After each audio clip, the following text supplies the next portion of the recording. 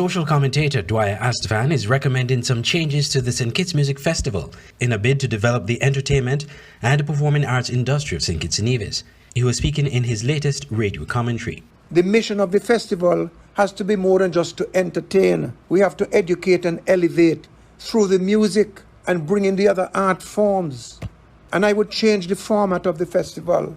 I would go more for quality than quantity. I would also suggest, because we can attract more people, but where are we going to put them? These Chinese projects that are sitting down there doing nothing, acquire them, put them under management in the hands of professional management groups, whether for short-term, Airbnb, hotel, long-term leasing, whatever. We could have slept an extra 200 to 300 people if some of these places were open, and they don't show any signs of opening.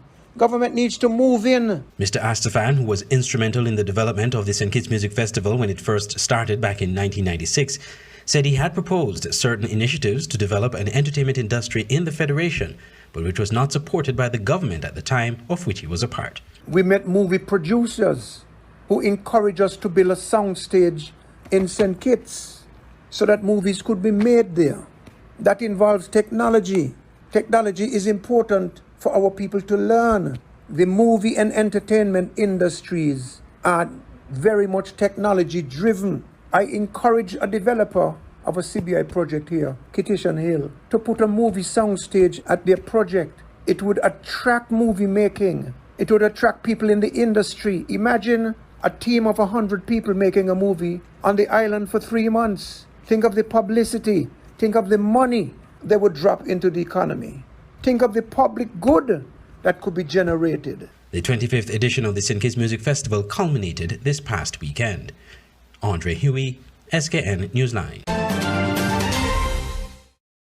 The Nevis Department of Agriculture recently held the groundbreaking ceremony for the construction of a poultry processing facility at the Prospect Industrial Site, Nevis. The idea of the poultry industry began during the period of the COVID-19 pandemic under former Minister of Agriculture Alexis Jeffers and with the assistance of the government and people of the Republic of China on Taiwan. The project took this significant step forward. Current Minister of Agriculture in the Nevis Island Administration, Eric Evelyn, said the facility will help farmers to further develop their businesses. We here in Nevis, we are serious about growing more of what we eat and eating more of what we grow. When we embark on this project, we here will be putting more local food on the plates of Nevisians and residents. And of course, we are also serious in the fact that we want small businesses to grow and thrive. Because guess what? When we construct this broiler facility, our main collaborators and partners will be our farmers. Our farmers are the ones who will be producing the chickens. And so the farmers are the ones who the money, most of the money will trickle down to. And so when we say we are serious about small businesses, and we are serious about small businesses growing and thriving on the island of Nevis, this groundbreaking is another demonstration that we are serious about small businesses. The plant, designed to produce output for local and regional sales, will be just over 6,750 square feet and will be constructed on land over 28,280 square feet. Glenn Bart reporting for SK Newsline.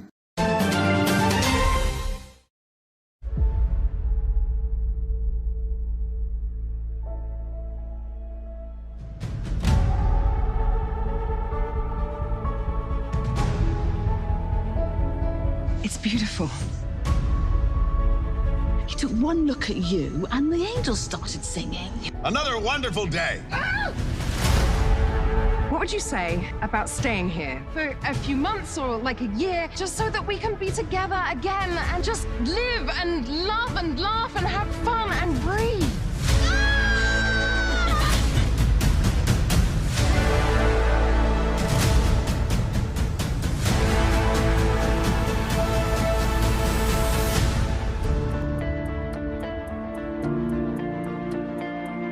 Why are you hiding out on a little Caribbean island, singing in a beach bar?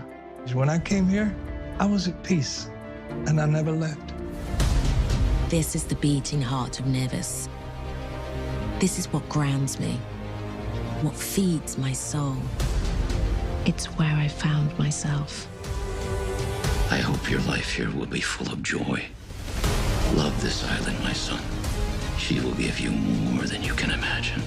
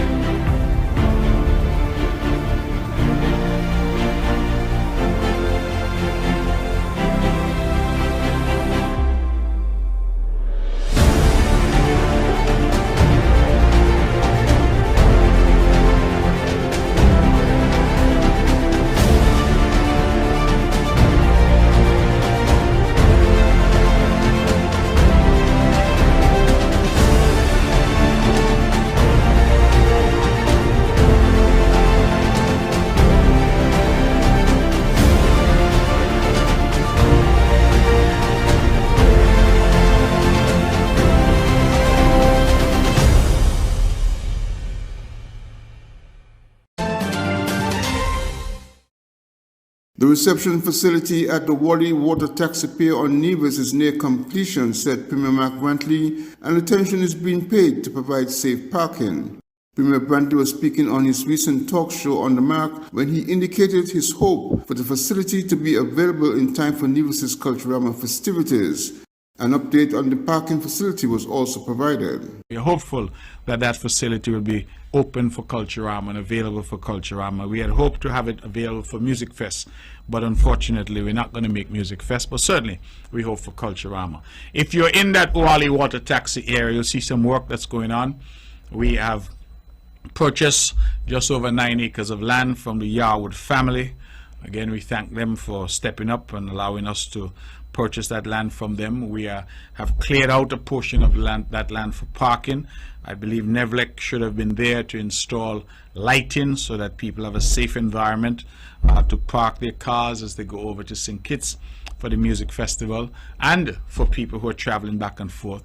We intend, once that parking lot is finished, to move the traffic off the road entirely, to say to people that you cannot park on the sides of the road unless, of course, you're dropping off or picking up quickly.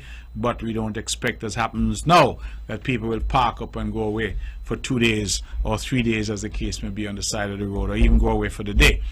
So we're trying to improve slowly. It's going to be important for us that safety over there at the Wally Water Taxi Pier, that's going to be paramount. And so we expect to have that done shortly.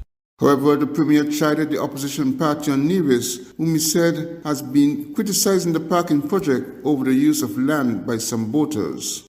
Yes, there were a few boats that were there. In fact, I will go on record tonight and say some of them appear to have been abandoned. When we came to purchase the land from the Yarwoods, we were told by them that they had not heard from some of the boat owners for some time. We have had some real difficulty in locating some of the boat owners, to the point where eventually what we did was we pushed the boats to the back, the far back of the land, because the land slopes to the back. We've tried to do that, and we have then leveled off the front area so that we can have some parking.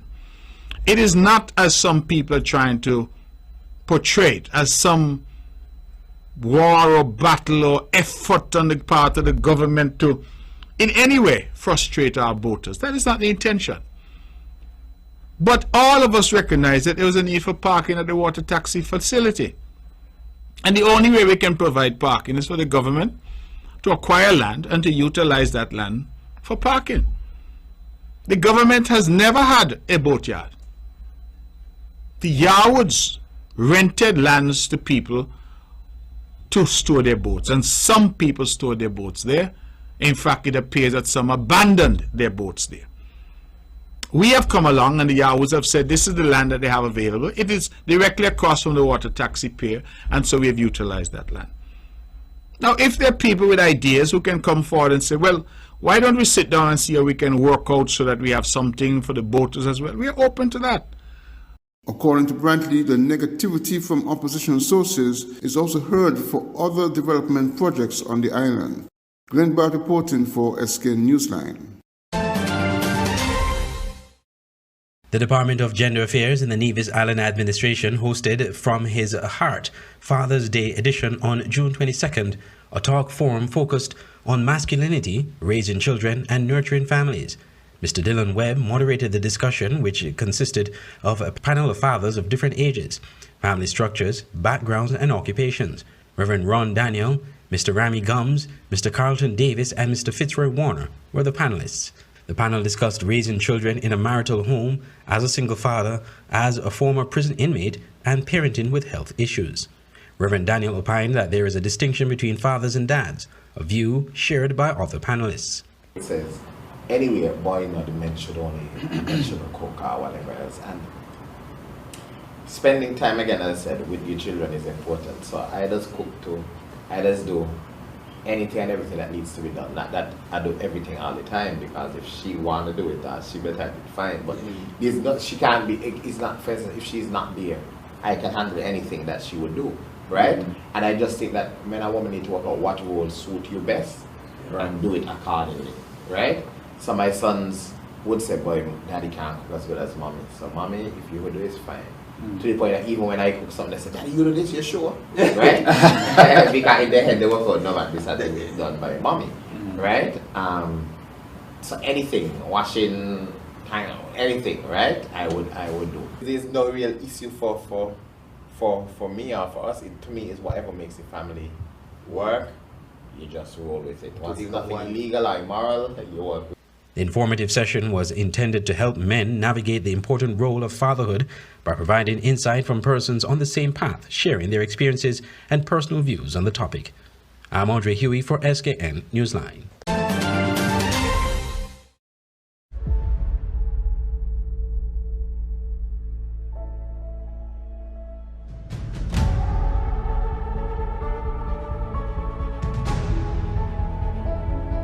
It's beautiful.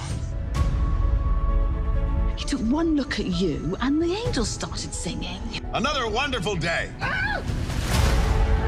What would you say about staying here for a few months or like a year, just so that we can be together again and just live and love and laugh and have fun and breathe?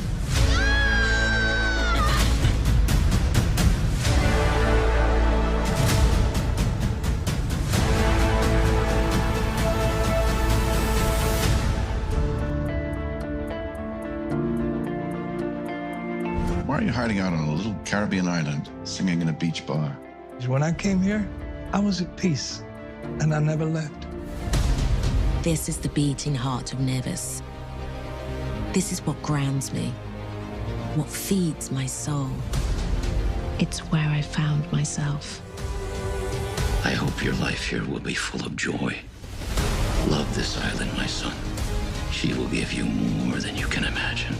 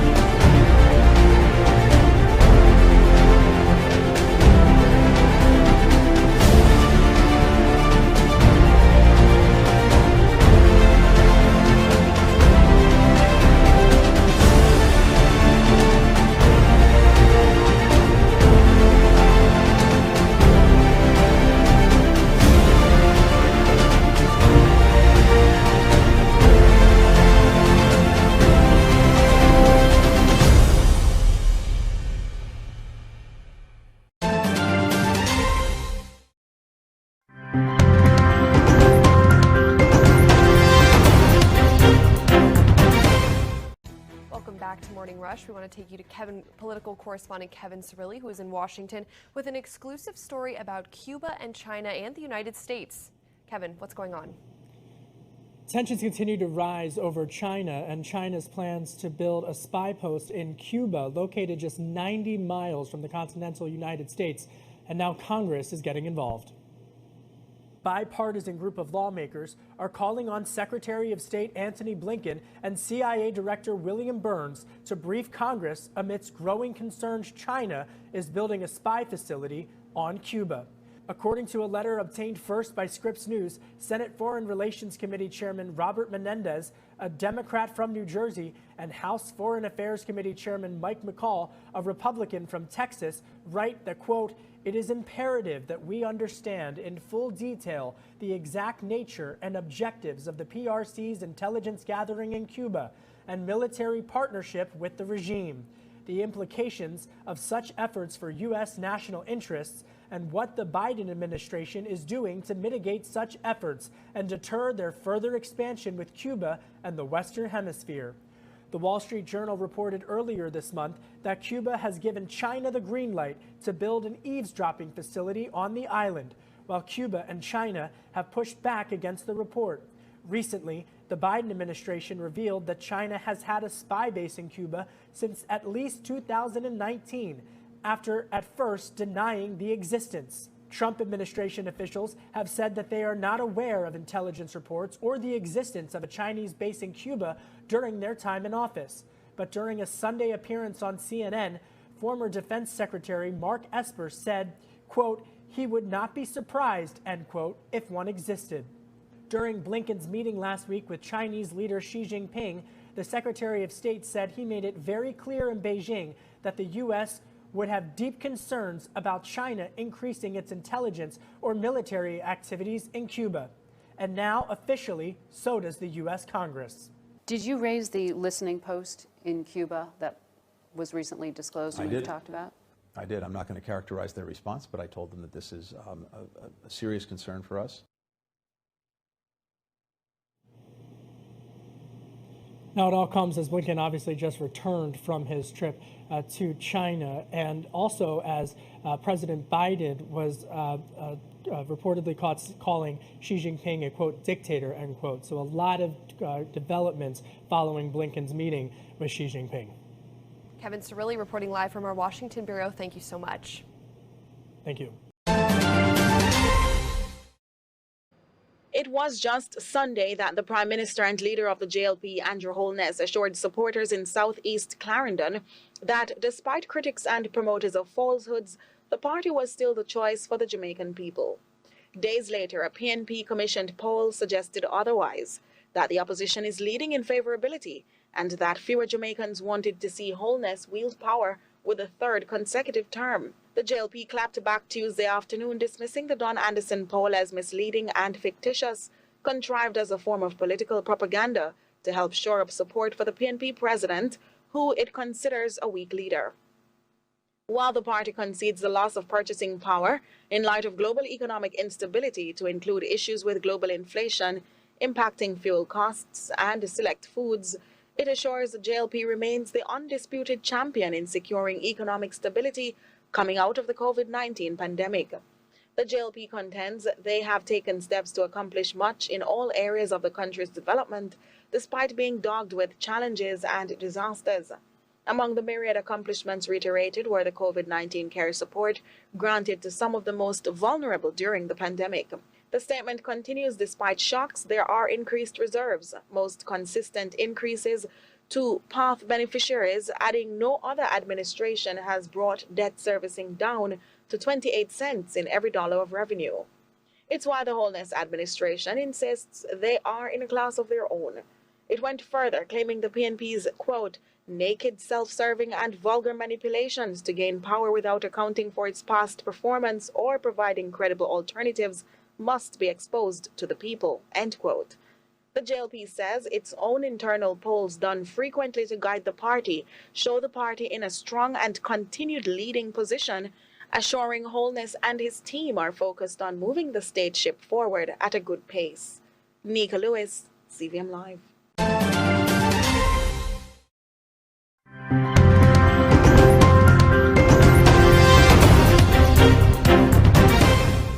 An audio recording has emerged of Donald Trump allegedly handling papers and saying that they were highly classified. This was during a post-presidential interview. During that interview with an author who is working on a memoir of his former chief of staff, Mark Meadows, Mr. Trump is heard going through the papers and saying this is highly confidential.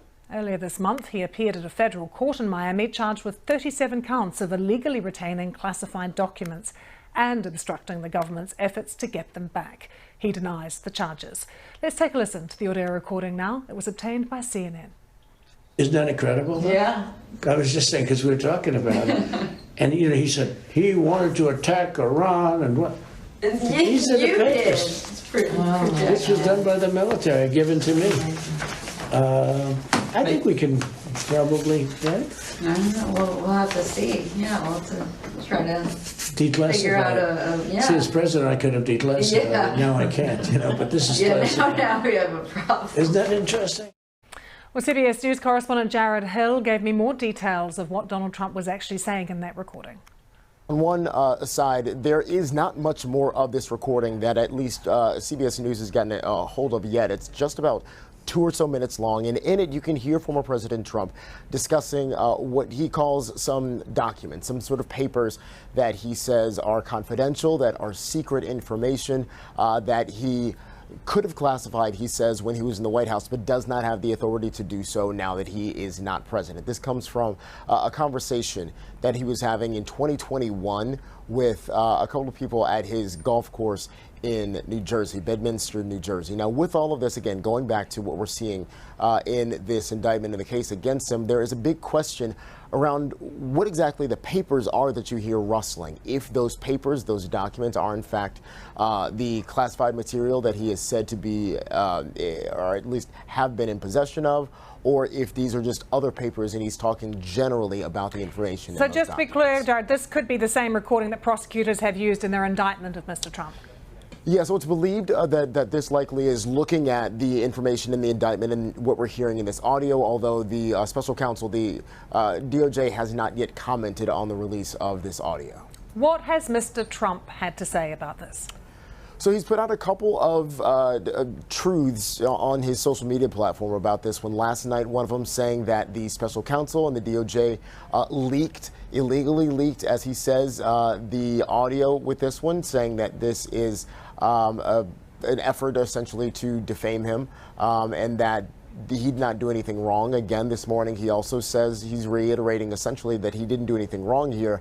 But again, there is that real question between whether he's admitting in this tape, in this audio, that he understood that he could have declassified these documents, this information, when he was in the White House and not after the fact, which has been an argument from him and his team all along.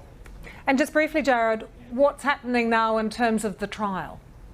Yeah, so the trial, as of now at least, is scheduled to start in August, mid-August, but just on Friday, the Department of Justice requested that be pushed back until December so that Trump's legal team has the time to get security clearances to deal with these classified documents, this classified information.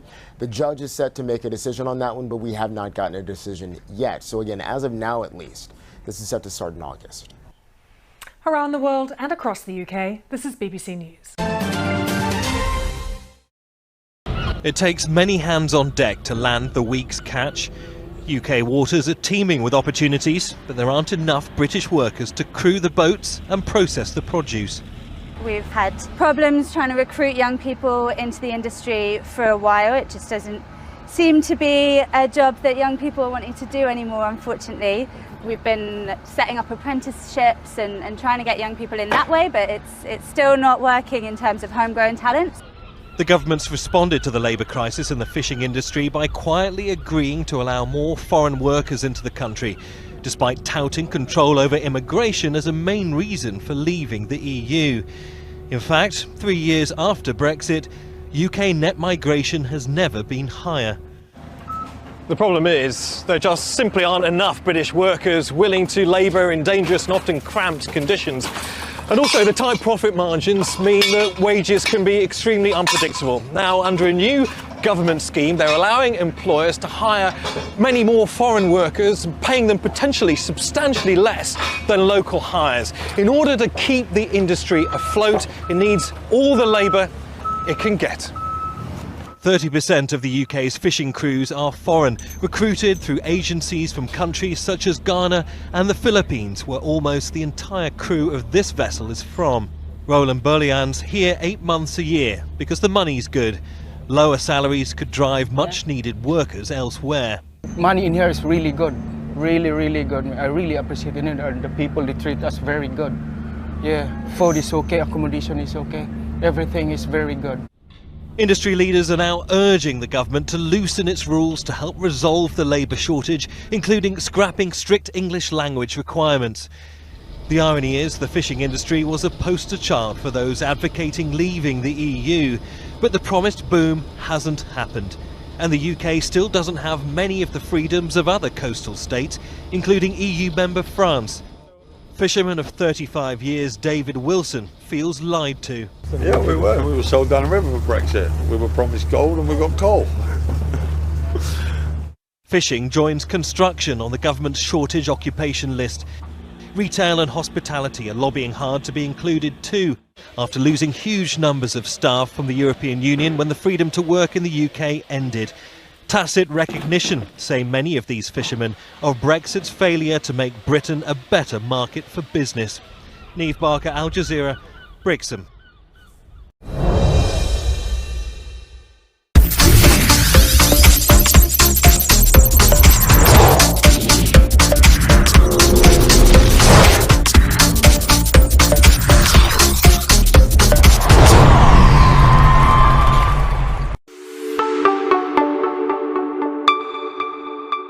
One of the most experienced and long-standing members of the Sugar Boys is Gerard Williams. Williams has been a professional player for most of his adult life, a dream he had since he was 17 years old. Qualifying for the CONCACAF Gold Cup is a dream come true for him, as he has been a member of the national teams that barely missed out on qualification in the past, including most recently in 2019 in Suriname. Prior to the qualifying match against French Guyana, Gerard said qualifying for the Gold Cup would be his greatest accomplishment in his international football career. That dream has finally come through. Making the Gold Cup now in 2023 was an emotional experience as tears flooded his eyes while on the pitch that night in Fort Lauderdale.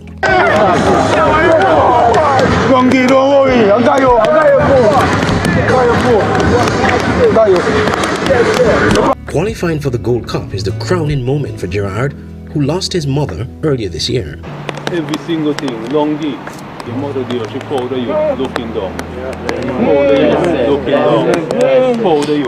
It's a feeling I can't even explain, but it's one of my greatest moments in all my football history.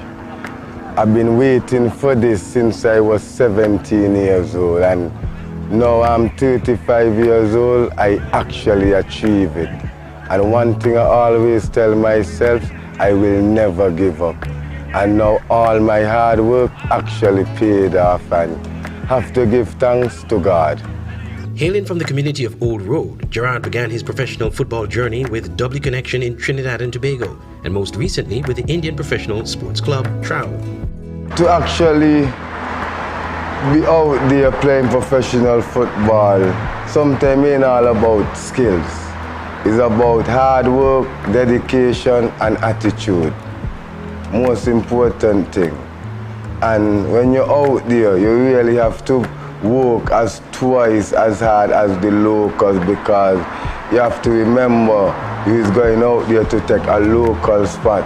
So you really have to put in the work. Nothing come easy in life. And for anybody in St. Kitts and Nevis who really want to be a professional when you grow up, you have to put in the work. There is no other way.